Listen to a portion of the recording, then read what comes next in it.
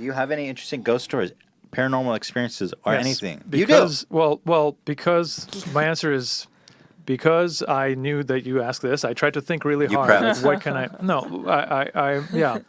I tried. I want to be fair because Okay. everybody expects like I'm going to be like, nope.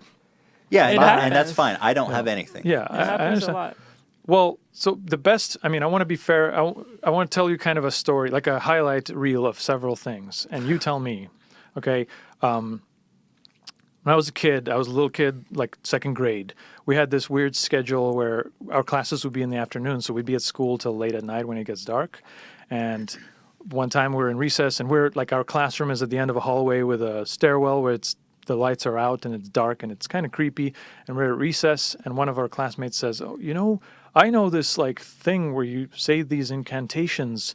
If you do it in the middle of the night in a dark place and it's quiet, you can summon like UFOs and aliens from another dimension.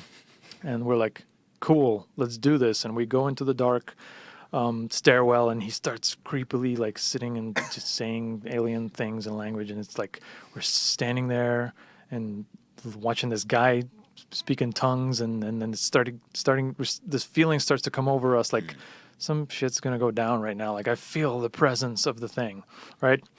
Smash cut to a few years later. I'm still a kid, but I'm like in my neighborhood. I had a best friend where we would like get into trouble, crawl into people's backyards, and go into construction sites and whatever. And he found out that we can get into the attic of this creepy looking apartment building that we lived in front of, and it had this big communal, it was like from the 30s, so it was just a normal apartment building but kind of creepy. And we found out we can get into the attic, which had no windows. It was just this crazy space.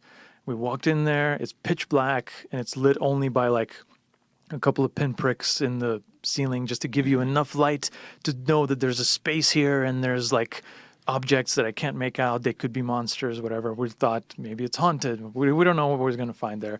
So we creep in and it's like completely silent. You know, that silence that's like, it's deafening in your ears. It starts to make that noise. And we're like creeping through, making little creaks.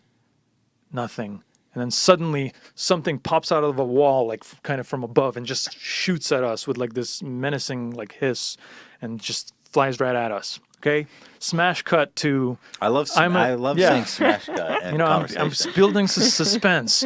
Now I'm a pimply teenager in high school. I'm already in America now, and I'm into martial arts and Bruce Lee movies. And I got this book on kung fu, and I'm like, it talks about kicking and punching, but also there's this section on what Shaolin masters, the amazing feats they could work out, and like you could keep.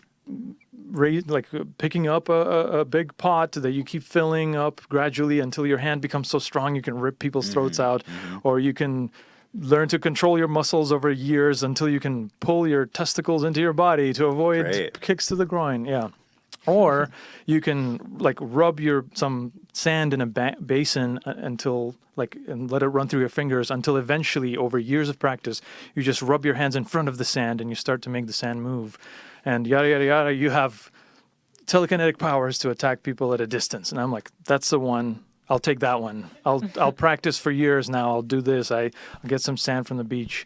And I was on my way in practicing this. So what do you think the climax of each of these stories is? Can you guess? I don't know. I'm waiting for the smash cut. Well, smash and cut back. So the smash cut to the classmate in the stairwell. We just stood there for minutes until nothing was happening. We got creeped out standing in a dark place, and we just left. We just ran back to the class. The aliens didn't show up. All right. The thing with the friend in the attic, the entity flew at us, stopped, like hovered, fell down, and waddled away. It was a pigeon. Like we scared the pigeon. All right. Nice. Smash cut. We finally have ours. We should have been doing the smash cuts the whole time. The smash cut. Yeah. And I regret to tell you that I did not, after years of practice, or actually that one just more had like no a week. Conclusion at all. Yeah, well, I kind of probably just spent a week rubbing some sand, but I did not have telekinetic powers. Would you admit it if you did? Well, so that was like an anti-ghost story. Yeah, anti-ghost. Well, my point in telling you that is that I don't want to. I'm not like a naysayer. Like I have a track record in my life of trying to find this phenomenon.